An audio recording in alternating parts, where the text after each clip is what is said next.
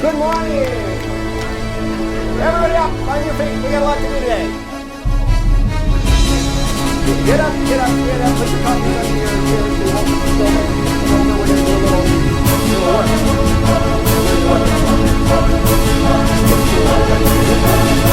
So we're going to start off with something really, really simple exercise. Everybody just find a partner. If you don't have a partner, just raise your hand because this isn't that hard. You only need one. Now what we're going to do, all right, everybody have a partner? What we're going to do is we're simply going to count to 3, but we're going to do it as a team. Carla, may I borrow you for a moment? Now, I'm going to give her back horns. Maybe. She's all warm and fuzzy. We're going to count to 3 as a team. I'll say 1, she's going to say 2, and I'll say 3. What's she going to say? 2. 1. Very good. So 1, 2, 3, 1, 2, 3, 1, 2, 3. Easy enough? Everybody got it? So working as teams, just count to 3. 1, 2, 3. 1, 2, 3.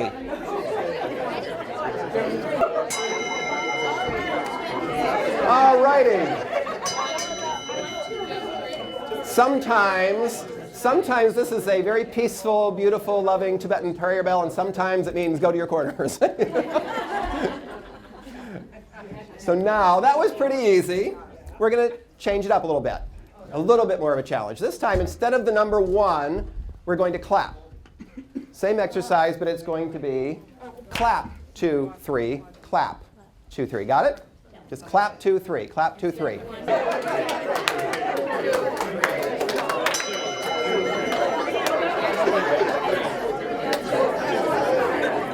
All right. I think that's still too easy.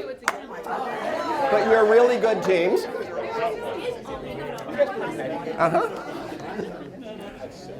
This time we're going to also switch out the number 2 for a hop. Now if you are 9 months pregnant and you know who you are, do not do this. The rest of you, we're going to do clap, hop, 3. Clap, hop, 3, clap, hop, 3. All right? Clap, hop, 3. Go crazy.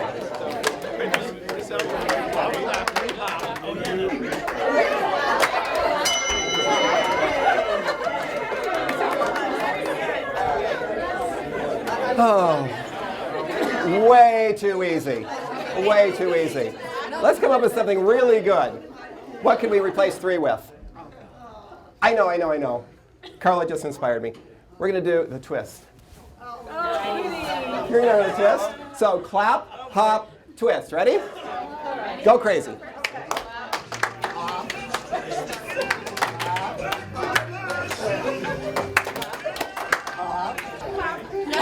All right. Everybody, have a seat. We ended. You know. Who was yelling for more? Was that Howard? More. Oh. So good morning. Anybody curious why we do that exercise? Why would we do such a thing to you first thing in the morning? We get your blood moving. Did anybody laugh? Yeah. Did anybody not laugh? Anybody laugh? Just laugh at yourself, right? Yeah. How many of you laughed at your partner? Be honest. It's okay. Laugh. They've always said laughter is, and it's in the Old Testament book of They. They say laughter is good medicine, right? There's all kinds of benefits to laughter. There's some on the screen there. Laughter, well, it makes us feel good, right? It releases chemicals in our brain, makes us feel good. There's new evidence. There's old evidence, old wives' tale about this, but there's new scientific evidence about how it improves our immune system. So this will help it helps our immune system, keeps us healthy, keeps us happier, and it opens up our brains for better learning and better memory. So it's always good to start with a little laughter, and we got our blood pumping. I have a secret. I want you to move all the way to the front of your seat. Just scooch forward like this to the picture. I don't want you to fall off. Scooch in, Karen. Thank you. You want to know the secret? I made a bet that I would have you all on the edge of your seats in the first 10 minutes.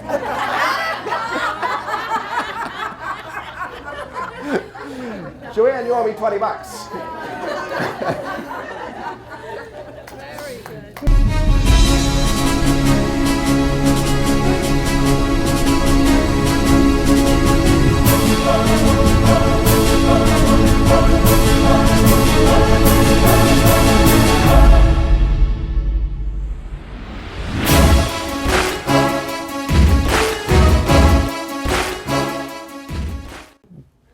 growing up Catholic, it was a requirement for my family. That's how we viewed it, or I viewed it anyway, to go to church every Sunday morning.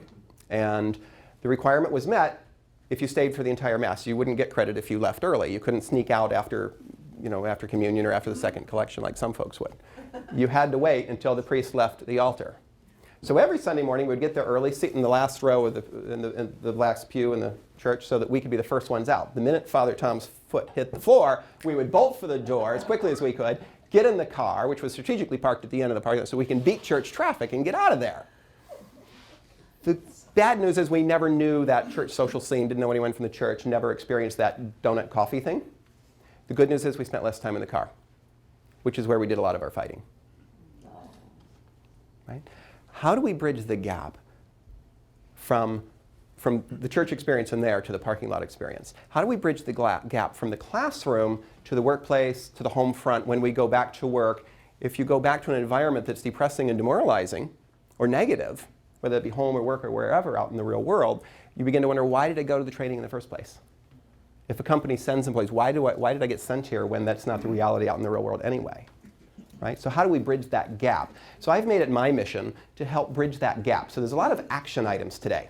And we're going to leave with action items, and we're going to have some follow-up things going on for the next month that you don't know about, that we're going to share with you, to make sure that this translates from the pulpit to the parking lot. Right? Could somebody help me open this lock? Excellent. Thank you, Jake. Would you just open that for us, please, while I go on with the next exercise? No, go ahead and open it up. It's a lock. You've opened them before, right? Right. What's the problem? Not this one, though. Does it look that much different than other locks? Well, it looks the same as the other one. But there's something inside I don't know. So you don't know how to. Can anyone else open the lock here? He needs the code. Don't even know where to start, right? The first number is 28, so now he knows where to start. Surely if we get him going, he'll be great. What's the problem? Where to go next, right? If I give you the second number, would that be okay? That would help. It would help. Will you be able to open the lock? Maybe. Not yet. Right. We don't know where we're going, right? So the first number I gave you is 28, right? The third number is 24. Now you know where to start and you know where to end. I have a feeling you're going to get stuck somewhere in the middle. As in life, sometimes we don't know where to begin, we get overwhelmed. Sometimes we don't know where we're going because it's really hard to decide what you want. It's easy to get what you want. I've found it's hard to decide what you want. And you get started and you know where you're going, and sometimes we just run into roadblocks. We run into fears, we run into all kinds of considerations that get in our way, and we get stuck along the way. The middle number is 2, by the way. Now we should be able to open it, right? Did I give you all 3 numbers? You did, but I forgot what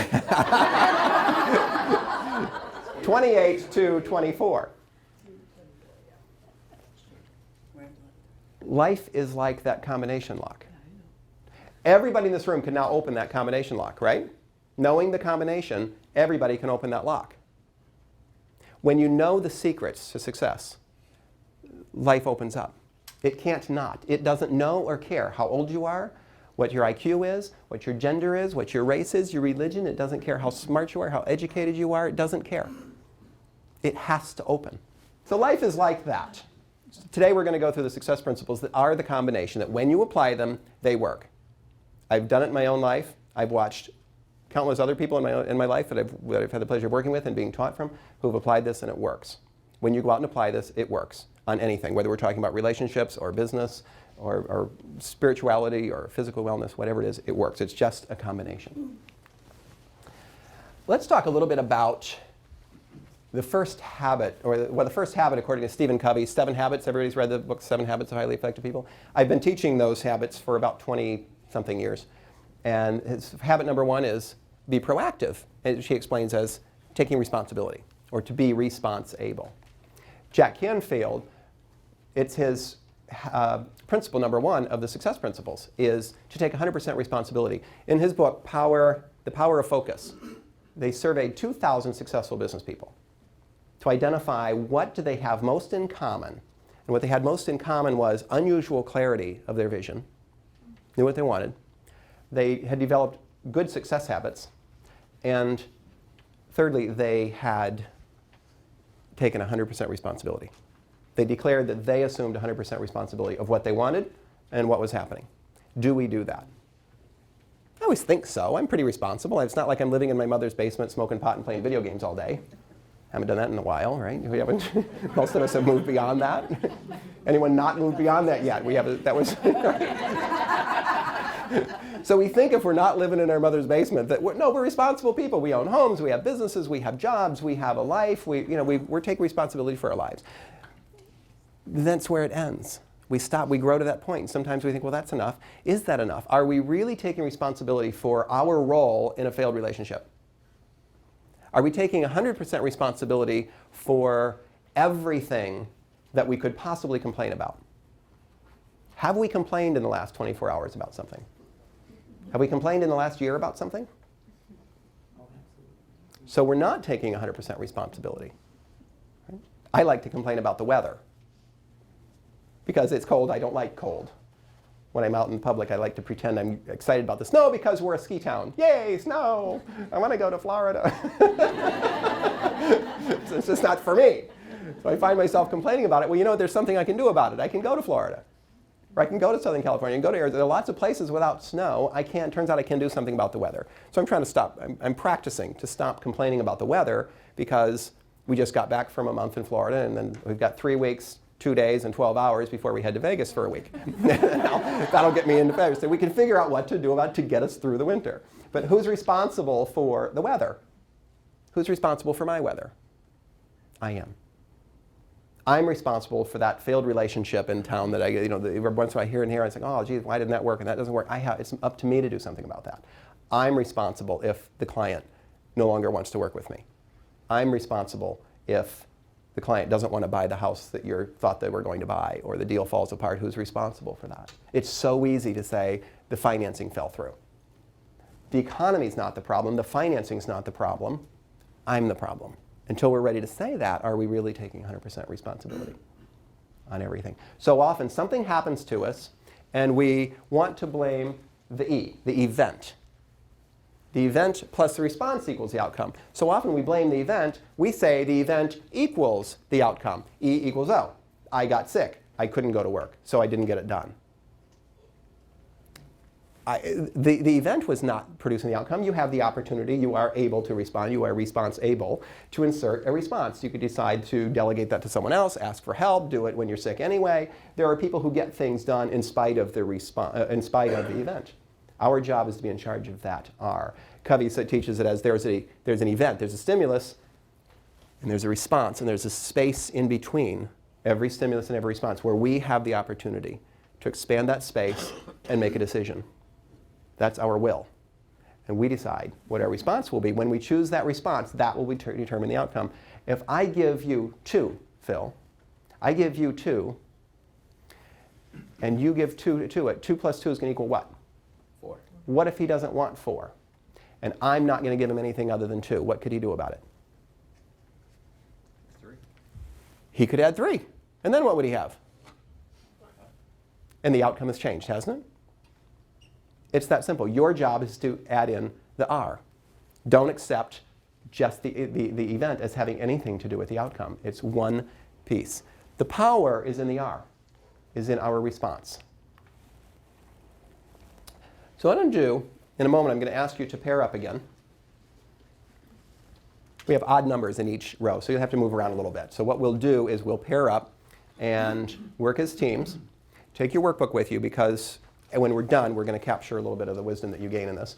And so we're going to ask this question. If I were to take 5% more responsibility for my health and wellness, I would blank. And just answer that question. And then partner B would complete the same question and go back and forth several times, taking turns, alternating. Okay? So go ahead and find a partner. And if you don't have a partner, just raise your hand.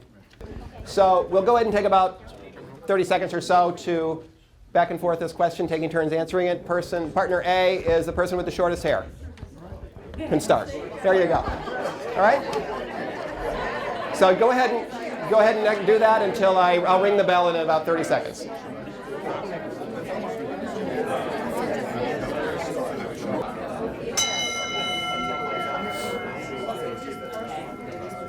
Okay. Very good. All right. So yeah, don't worry about the workbooks yet. We're going to harvest when we're done here. What we want to do, we're going to go to this next question of if I were to take 5% more responsibility for my work relationships, I would blank. Now what I want you to do is just person A, partner A, just complete the sentence, and then partner B complete the sentence. Partner A, say it again, because there's probably something else you can come up with, and partner B repeating partner A, and just taking turns completing the sentence. Don't worry about capturing anything on your workbook yet. Okay, just repeat the sentence and complete it as many times as you can, going back and forth. Make sense? Okay, go ahead.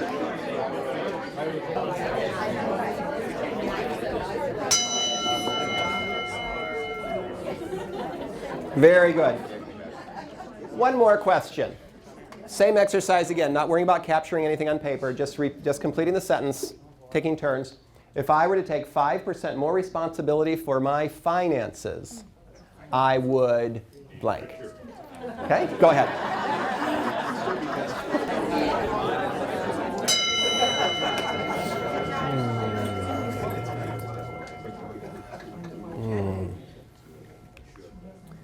So now, what are we becoming aware of? My age.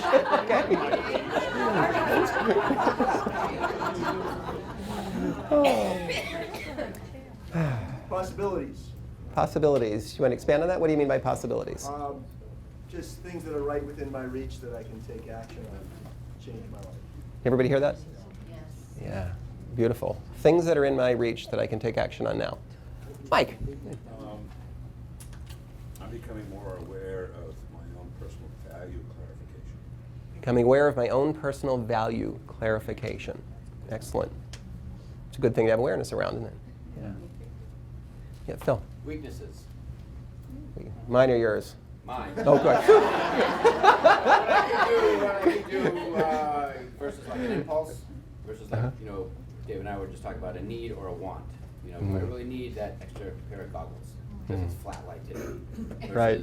well, I have goggles right here and they'll work fine. Right. Because the salesman's putting a hard pitch on.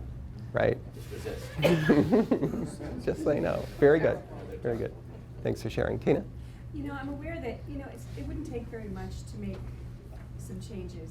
5% is not a lot, but it would make a large difference, a very, very big difference. Right. We don't have to start with 100%, right? 5% is doable. There's a lot of things. Yeah. Karen, you want to hear? Well, I hope this makes sense. It's kind of like the whole notion of don't take things personally, which I have issues with because sometimes it is personal. And sometimes I think things happen that are totally out of our control. So, but when you take responsibility of what you own, it's easier. So I don't, I look back at the recession, which I think as a small business owner, I can say that definitely affected my ability to work. But if I take responsibility for the fact of, I'm not responsible for the recession, but I'm responsible for what I did during that time. So I think you have to, because sometimes people can take on too much responsibility and feel guilty about everything, especially women. Yeah. So there's a fine line there of knowing what you're responsible for and not owning that. Right. So let me be clear. When we talk about responsibility, we are not talking about blame or fault. There's a big difference there, right? In many aspects of our lives, things happen that we feel are outside of our control. What if would you be willing to act as if you were 100% responsible for everything that happened in your life? Not taking blame, but even if you were responsible, do you have a part in the recession? Well, as a consumer, maybe. As a consumer, maybe. As who you vote for, maybe. Yeah. Right? There's a little tiny role that we all have. Sure. It didn't create itself. We are part of the whole that created every situation that happens, right? And our belief system.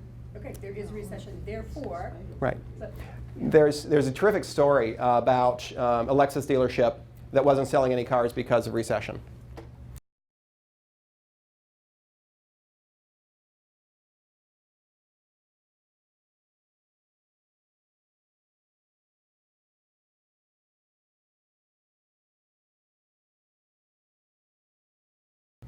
Now, during that same recession that Lexus, that was a true story about a Lexus dealer in LA, and during that same recession that they did that, I wasn't participating in the recession. I was running a Uniglobe travel agency in Orlando, Florida. Now, we went through a lot of years where I spent watching the morning financial network and I knew everything that was going on in the world. My life was better before that, my life was better after that. I don't want to watch all that financial news. That tells me what's going on, because what's happening. I don't care. Those things when I wasn't watching it, when I wasn't in the world of the recession, I got more corporate accounts. Every new corporate account I got added another $25,000 a year on average to our bottom line. Agencies were closing, travel agencies were closing all around us because they were waiting for people to knock on their door. They were waiting for people to come in and buy whatever people bought. They were being very reactionary, and they were blaming the recession. We bought them and merged them in with our office. We took their phone number, took their owner, took their manager, brought them on as employees, and grew our agency by another $1 million. So the recession was a great growth opportunity because the people who are participating in the recession need to close shop and come to work for me. And it cleanses things, and it allows them to get out of the misery they were in, and it allows us to grow and give them a good job, and life was better for everybody afterward. Right? So can I take responsibility for my part in and if I act as if, it gives me the power. Right? That's the key. Act as if. Right? If somebody rear ends you at the stoplight, is it your fault? Did you have a role in it? I find that only good things happen to me when I live in my good place. Like, what could possibly go right today?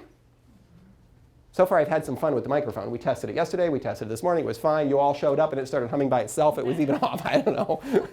I'll act like I'm responsible for that. I'm responsible for communicating whether this thing works or not. It's going to be OK. It'll be fine. It just doesn't. It's not going to. I could choose to get all anxious about that. I could get mad at the hotel. I could yell at them. I don't want to pay for what. Why? Why? How would that help? So I'm going to act as if it's my responsibility. Even if we don't have to argue then about whether it is mine or not. I'm going to act as it is, even if it isn't. If I get sick, is it my fault? Is it my responsibility? Do I do the things that keep me healthy? So do I have an influence on my wellness? This life purpose statement exercise, I blend together a few of my favorite things from Covey work and Canfield work. And the first part of this work you did last night comes from Martin Seligman, considered the father of positive psychology at the University of Pennsylvania. How many of you did that pre-work? You went online and, very good. All right, so hand them in. No, I'm kidding. That's private work. That's for you to know. But now, did you learn anything from that? Yes. OK. You now can answer the first part of this question very quickly and easily. If it has, what are those two personal character strengths? What about you? What are two character strengths that other people would use to describe you, that you feel that really are the essence of who you are, what you do, what you're all about? And that's that first. So that quiz last night should help you be able to articulate that more clearly, or maybe even discover something that you would never have thought of. I've always thought of myself when I've taken this test. I did this test, well, as of the other day, 6 times now. But after taking it 5 times, if you ask me, I'd say, oh, well, creativity, that sort of stuff always comes to the top for me. Zest, enthusiasm, creativity. So those would be my top 2. Optimism. And the reason those leapt off the page at me is because my brain has been in tune with those. All my life, people say, oh, you're so creative. Oh, you're always so whatever. So those are the things that resonated with me when I read them. But when I went back over 5 quarters of taking this test, once a quarter, and I made a little grid, and I wrote down everything, and I said 5 times, there's top 5. The most I could have if I was completely schizophrenic would be 25 different answers, right, in my top one. So I wrote them down. I came up with about 10 different answers that appeared in my top 5. Creativity and enthusiasm were what are always in there mentally for me. Those do not show up every single time. They don't always even make it in the top 5. But I always thought they were my top 2. There was one that I'd never even heard of before that was capacity to love is in my top 5. Every single time, including when I took it 2 days ago. Every time, now 6 times taking this test, capacity to love is the only, out of all 24 of them, capacity to love is the only one that shows up in my top 5 every time I take the test. Creativity might be in there 3 out of 5. Enthusiasm might be in there 4 out of 5, but the only one that's in there 5 out of 5 times, and now 6 out of 6 times, was capacity to love. I thought, where do I put that on my resume? What do I do with that? I wasn't brought up to being taught that capacity to love is the most valuable attribute to have. You can really get a good job with that. You'll go all the way to the top with that. right? Then I said, all right, let's just trust the process. Let's just trust the process. So I think, Sal, can I share yours? We did this exercise last year sometime, and Sal did this, and his top 2 were perseverance, my number 23, by the way, and, and ingenuity. Ingenuity, different than creativity. So Sal can fix absolutely anything. So then we go on and just fill in and trust the process. So everybody write down 2 of your favorites from your homework. Or 2 that you remember, or we can make something up for you. And list 1 or 2 ways that you enjoy expressing those qualities. So for me, I realize that what are you doing when you're in flow? When you're completely lost? Can't keep track of time, time just disappears. What are you doing? Something you love. You're doing something you love, so what is it? For me, when I think of all the different things I do, I never got lost in retail and the hours just while away, where did they go? When I'm doing something creative or solving a problem or helping someone, the time stands still. When I'm in here, I have to keep looking at my watch, and I have to come up with this grid to compensate for my personality quality that has me lost, right? Without the timer and without this minute-by-minute grid, I could be all day and all night. The sun's going to go down. The sun's going to come up. I'll still be here, right? This is what I do when I'm in flow. This is my passion work. So for me, it's teaching and inspiring. At the end of the day, when people say, that way I feel inspired, this changed something for me, something shifted, then that makes my day. So for me, it was pretty easy to come up with those 2 things. The next sentence is, now, assume that you had a more perfect world. What would be your vision of that more perfect world? Is it a world without hunger? Is it a world without, and I think Sal's example was, why can't everyone just get along? Why can't we have more peace in the world? Whether that means in my family, my house, my community, in my neighborhood, in the world, within this country, within our town, within our boards, or do we mean world peace? We don't have to set this mission even necessarily at this point. If my life purpose is to bring more peace to the world, that doesn't necessarily mean that you're taking on this big goal of solving world peace. Or maybe it does. Maybe it means that so we're not talking strategy yet, or specific goal setting. We're talking purpose. And it's something that really resonates with you. For me, I feel that every human being should have the opportunity to flourish. To have positive emotional experiences, to have a life of meaning, to have positive relationships, to have achievement for achievement's sake, to flourish. And to be able to define that for themselves. So my mission statement then, my purpose statement, if I just fill in the blanks and make all 3 of them a sentence, my life purpose is to use my capacity to love and my creativity and enthusiasm to teach and inspire others to flourish. Just following this form. Pretty simple exercise. But if you were to use your natural talents and passions, those first 2, to do something you love that would result in a more perfect world as you define it, what a great purpose. There's important meaning behind everything we do, and when we can connect that meaning to our purpose and to our passion, the more successful we will be at it.